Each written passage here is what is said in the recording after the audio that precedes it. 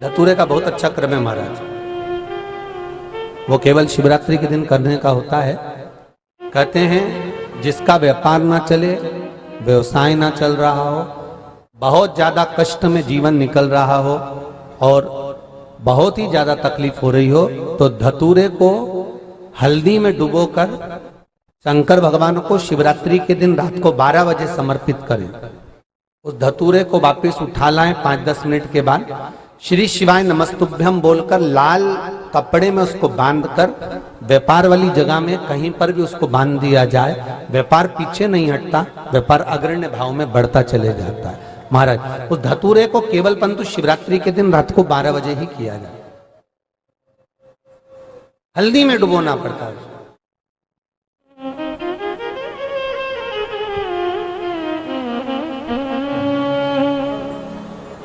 यही प्रमाण एक क्रम में और है महाराज जी। लिंग पुराण कहती है, मान लो किसी व्यक्ति को कोई एक भारी बीमारी हो गई, बड़ा रोग हो गया और वो रोग डॉक्टर कह रहा है कि ये ठीक नहीं होना है, बहुत तकलीफ उसमें है और कष्ट ही कष्ट है, वो ठीक नहीं हो रहा, दवाइयां लग रही, गोलियां खा रहे हैं। तो महाराज उसका भी वर्णन है। 7 धतूरे, कितने धतूरे लेना है? 7 धतूरे। कोई सी भी शिवरात्रि से मतलब महीने में एक बार शिवरात्रि आती है, प्रत्येक महीने आती है। किसी भी शिवरात्रि के दिन 7 धतूरे लेकर एक धतूरे में मौली, लच्छा, नाड़ा लपेटकर चंद्रमौली भगवान का स्मरण कर उस मौली को लपेटकर 6 धतूरे में हल्दी लगाकर शंकर भगवान की जो जलाधारी है, जलाधारी में आपको पहले भी वर्णन किया है, शंकर भगवान का ये शिवलिंग है, ये जलाधारी है, ये भगवान का जल निकलने का स्त्रोत, चरणारविंद का भाव। शिवलिंग जहां रखा हुआ है ये पार्वती जी का हस्त कमल है, जो ये गोल भाग है ये पार्वती का हस्त कमल है, जहां शिवलिंग रखा है। जहां से जल नीचे गिरता है उसके सीधे भाग में श्री गणेश जी महाराज का स्थान है, उसके उल्टे भाग में श्री कार्तिकेय जी का स्थान है। जलाधारी के सामने एक मोटी सी लाइन होती है, कहीं सांप बना होता है, कहीं स्थान बना होता है। जो मोटी सी लाइन है ये शंकर भगवान की सबसे छोटी लड़की अशोक सुंदरी का स्थान है। जलाधारी के ऊपर जो 3 टेकी लगी है ये भृगु ऋषि का, भृंगी गण का स्थान है।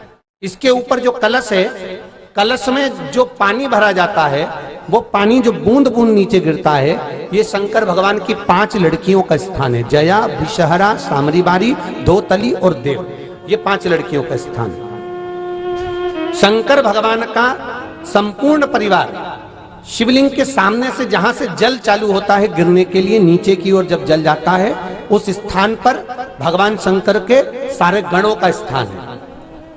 फिर जब जल बहकर सामने की ओर जाता है, जितनी दूर तक जल जाता है उतनी दूर तक भगवान शंकर के उस जल भाग को ग्रहण करने के लिए 33 कोटि देवताओं का स्थान है। इसलिए उस जल को हम लांघते नहीं है, क्योंकि वहां 33 कोटि देवता विराजमान रहते हैं महाराज।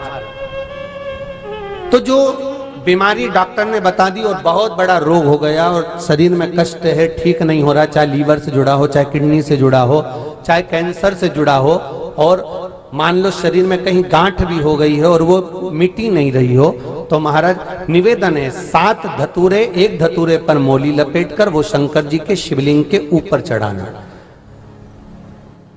6 धतूरे, उसमें से एक धतूरा भगवान श्री गणेश जी का स्थान, दूसरा धतूरा श्री कार्तिकेय जी का स्थान, तीसरा धतूरा अशोक सुंदरी का स्थान।